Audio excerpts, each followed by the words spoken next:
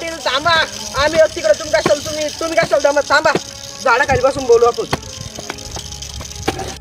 काय पाटील आला काय आलं पाटील मार नका ना. काय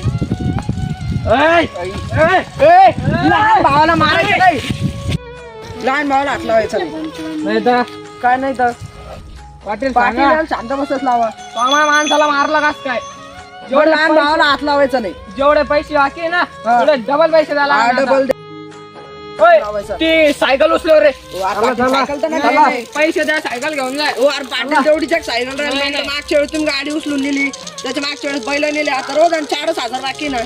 नाही